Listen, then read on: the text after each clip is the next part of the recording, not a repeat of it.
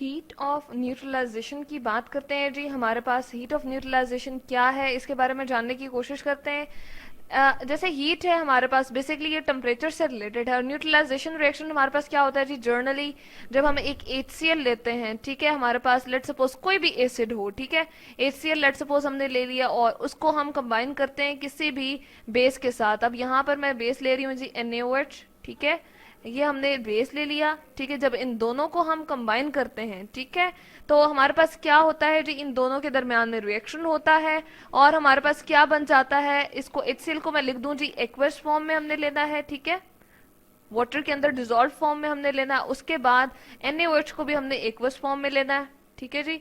अब हमारे पास क्या होता है, जब जैसे ही रिएक्शन हमारे पास कंप्लीट होता है, प्रोसीड होता है, तो हमारे पास क्या बन जाता है जी, इसके नतीजे में एक तो हमारे पास सॉल्ट बनता है, ठीक है, इसको मैं लिख देती हूँ, क्या बनेगा, सॉल्ट NaCl, ठीक है। यहाँ पर हमारे पास नमक बन गया NaCl, एक्वस फॉर्म में बनेगा क्योंकि हम सारा का सारा रिएक्शन जो है वाटर के अंदर डिजोल्व एक हमारे पास सिस्टम होता है उसके अंदर कर रहे होते हैं। और इसके नतीजे में हमारे पास क्या बनता है, एज अ रिजल्ट इसके साथ ही प्रोडक्ट एक और बनती है जिसको हम कहते हैं H2O। ये हमारे पास न्यूट्रलाइजेशन का रिएक्शन है। अब होता क्या है, हम कहते हैं ये इसका भी 1 मोल है जी, ठीक है, इसका भी 1 मोल है, इसी तरह से इसका भी 1 मोल बना और प्रोडक्ट में इसका भी 1 मोल बना, ठीक है। मोल क्या है जी, हम केमिकल्स को जो मेजर कर रहे होते हैं बहुत स्मॉल यूनिट लेते हैं उनका, तो उसको हम कहते हैं जी हमारे पास क्या है, मोल है। अब इसमें से क्या होता है, HCl चूंकि प्रोटॉन डोनर होता है, इसमें से 1 मोल ऑफ H जो है वो कंबाइन होता है, 1 मोल मैं लिख देती हूँ, 1 मोल ऑफ H प्लस जो है वो हमारे पास निकलेगा। यहां से बेस जो होता है वो हाइड्रोक्सिल डोनर होता है, अपने अंदर से OH आइंस को जो है वो निकालता है। तो यहां से हम लिखते हैं 1 मोल ऑफ, हम लिखते हैं या मोल हम लिख देते हैं OH, हमारे पास आइंस आ जाएंगे जिसके ऊपर नेगेटिव चार्ज हो जाएगा, ठीक है। जब ये दोनों हमारे पास कंबाइन कर जाएंगे 1 मोल ऑफ OH और इस तरह से 1 मोल ऑफ H, तो हमारे पास क्या बनेगा जी, 1 मोल ऑफ वाटर प्रोड्यूस हो जाएगा। एज अ रिजल्ट पीछे सोडियम प्लस और Cl नेगेटिव रह गए थे, वो दोनों कंबाइन करके सॉल्ट बना देंगे। तो इस नतीजे में जो हीट इवॉल्व होती है, डेल्टा H हमारे पास इवॉल्व होती है, यानी कि डेल्टा H इसके लिए हम लिखते हैं माइनस, यानी कि नेगेटिव हो रही होती है, बाहर निकल रही होती है, उसको हम लिखते हैं -57.3 किलो जूल पर मोल। किलो जूल पर मोल, जिस तरह आटा या चीनी हम घर में लेकर आ रहे हैं, किलोग्राम उसका यूनिट होता है, तो यहां पर किलो जूल पर मोल डेल्टा H का, यानी कि इंथैल्पी का, इनके दरमियान में हीट कंटेंट के डिफरेंस का यूनिट जो है हमारे पास इतना है, किलो जूल पर मोल हम उसका यूनिट यूज करते हैं। और ये नेगेटिव साइन शो कर रहा है कि हीट रिलीज हो रही है, ठीक है जी। अब इसमें होता क्या है, हम ऐसा करते हैं कि एक बीकर में हम एक्वस फॉर्म में HCl ले लेते हैं, ठीक है, ये हमने HCl ले लिया लेट सपोज यहां पर, ठीक है, और वो कितना लिया जी, 250 cm³ वॉल्यूम का यूनिट है। जिस तरह हम आटा या चीनी की बात कर रहे थे, हम कह रहे थे हमारे पास किलोग्राम में हम कहते हैं 10 किलोग्राम है या 5 किलोग्राम है, इसी तरह से यहाँ पर हमने HCl ले लिया, लेट सपोज ये हमारे पास HCl है, और इसी तरह का एक और हमने बीकर लिया, ठीक है जी, और हमने कहा कि हमारे पास जो है वो क्या है, बेस का है, एक्वस जो हमने फॉर्म में यहाँ पर बेस ली हुई है वो है हमारे पास, वो भी 250 cm³ है।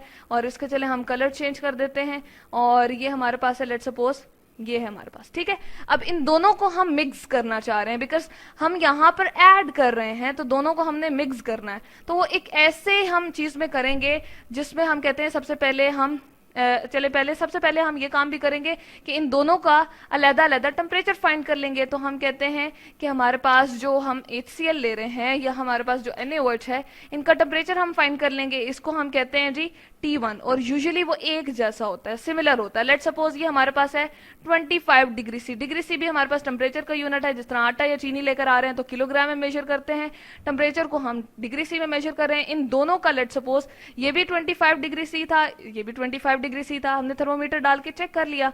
उसके बाद हम क्या करते हैं, हम ये करते हैं जी, एक हमारे पास ये कैलोरीमीटर होता है, इसमें सबसे पहले ये हमारे पास सिलेंडर ही है, ठीक है, और ये हमारे पास इस तरह से होता है कि पैक्ड होता है, इससे हीट बाहर भी नहीं निकलती ना इससे अंदर दाखिल होती है।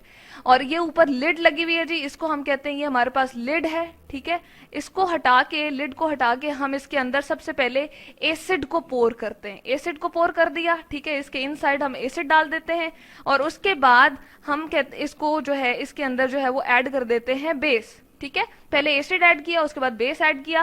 तो ये है जी स्टिरर, जिसके नतीजे में हम क्या करते हैं जी, जिसके जरिए से हम इसको स्टिर करते हैं, यानी कि हिलाते रहते हैं। और साथ में हमने थर्मोमीटर भी डाला हुआ है जिसमें हमें पता चल जाएगा कितना टेम्परेचर हुआ है। और ये रिएक्शन मिक्सचर हमारे पास बन गया, यानी कि जो HCl और NaOH को मिक्स कर दिया तो यहाँ पर मिक्सचर बन गया।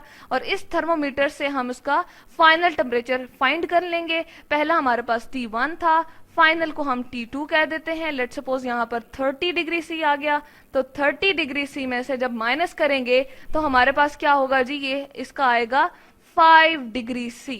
ठीक है, 5 डिग्री सी हमारे पास ये इंक्रीज हो गया, तो इसको हम लिख सकते हैं डेल्टा T।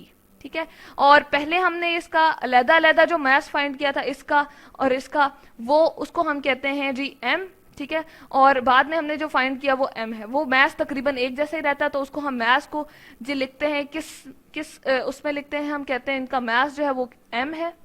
ठीक है, और इनकी जो हम कहते हैं स्पेसिफिक हीट होती है, हर एक की एक स्पेसिफिक हीट होती है किसी भी सोल्यूशन की।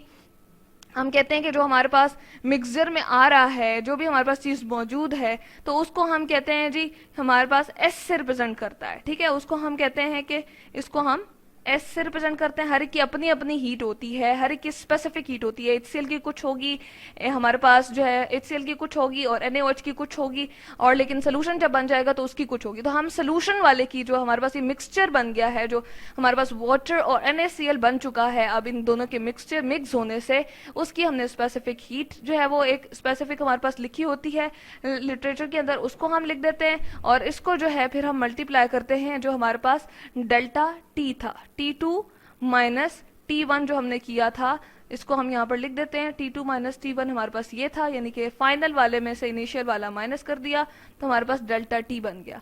ठीक है, इसको हम यूं भी लिख सकते हैं, इसके अलावा इसको लिख सकते हैं M इंटू S इंटू, हम कहते हैं कि हमारे पास क्या बन जाता है यहाँ पर डेल्टा T। ठीक है, इसको डेल्टा T कहते हैं। तो ये सारा जो है हमें बताता है कि डेल्टा H इसका कितना है, यानी कि इस रिएक्शन का इंथैल्पी कितनी है, हीट कंटेंट में जितना चेंज आया वो कितना है। तो इससे हम डिटरमिन करते हैं कि हमारे पास ये सारी की सारी जो है हमारे पास क्या है जी, पूरे रिएक्शन की जो स्पेसिफिक हीट नॉर्मली हम यूज कर होते हैं एसिड बेस के अंदर, वो हमारे पास कितनी होती है जी, वो हम कहते हैं कि हमारे पास 4.2 जूल होती है यूजुअली। और इसको हम यहाँ पर लिख देते हैं, एसिड बेस की हमारे पास नॉर्मली इतनी होती है 4.2 जूल होती है पर ग्राम, हम और पर डिग्री से इसको लिखते हैं, यानी कि इसको हम यूं लिख देते हैं, ये भी इसका यूनिट है स्पेसिफिक हीट का। यानी कि ये जो हमारे पास सोल्यूशन बन चुका है, जो सॉल्ट वाला सोल्यूशन बन चुका है, उसका हमारे पास S यानी कि स्पेसिफिक हीट जो है वो इतनी होती है, ये हमारे पास लिखी हुई होती है। ठीक है जी, ये हमारे पास मौजूद होती है, इसको हम लिटरेचर से देख सकते हैं, और ये हमारे पास वैल्यू स्पेसिफिक होती है, स्पेसिफिक हीट होती है। ठीक है जी, इसको कहते हैं specific heat of this salt solution. तो इस वाले फार्मूले में हम इस सब चीजों को, जो कि मैथ्स फाइनल में आया था, इसी तरह से टेम्परेचर का चेंज आया था, और जो हमारे पास स्पेसिफिक हीट थी, इसको मल्टीप्लाई करके हम जो है एक न्यूट्रलाइजेशन रिएक्शन की डेल्टा H जो है वो डिटरमिन कर सकते हैं। तो ये है जी हमारे पास हीट ऑफ न्यूट्रलाइजेशन। इससे हमें पता चल जाएगा डेल्टा H हर एक के एसिड बेस चेंज करने से हमारे पास कितनी आ रही है। 1 मोल ऑफ H प्लस हमारे पास निकलता है, यहाँ से एसिड चूंकि प्रोटॉन डोनर होता है, 1 मोल ऑफ OH आयंस निकलते हैं, इसके नतीजे में हमारे पास वाटर 1 मोल निकलता है, और हीट जो रिलीज होती है उसको कहते हैं जी हीट ऑफ न्यूट्रलाइजेशन। क्योंकि न्यूट्रलाइजेशन रिएक्शन हमारे पास होता है कि एसिड बेस कंबाइन करके सॉल्ट और वाटर बनाते हैं, हम इक्वल अमाउंट ऑफ उनकी एसिड और बेस लेते हैं, उसके बाद मास भी उनका चूंकि इक्वल होता है, और उसके बाद सोल्यूशन जो हमारे पास ये बन जाता है, हम कैलोरीमीटर में डाल लेते हैं, उसका टेम्परेचर फाइनल नोट करते हैं। इनिशियल हमने इसका नोट किया हुआ था सेपरेटली, दोनों का इक्वल होता है तकरीबन, और फिर हम माइनस करके डेल्टा T निकाल लेते हैं, और इस फार्मूले से M यानी कि जो उसका मैस है सोल्यूशन का, उसके बाद S जो कि स्पेसिफिक हीट है, वो हमारे पास हीट ऑफ न्यूट्रलाइजेशन की इतनी होती है जी, उसको डेल्टा T से मल्टीप्लाई करते हैं जो कि चेंज इन टेम्परेचर था। तो इससे हमें डेल्टा H किसी भी हीट ऑफ न्यूट्रलाइजेशन रिएक्शन की पता चल जाती है। तो ये है जी हमारे पास हीट ऑफ न्यूट्रलाइजेशन, इसको डेल्टा H से हमने रिप्रेजेंट किया, और हमेशा ये इवॉल्व हो रही होती है, बाहर निकल रही होती है, इसलिए हम इसको माइनस साइन के साथ इंडिकेट करते हैं।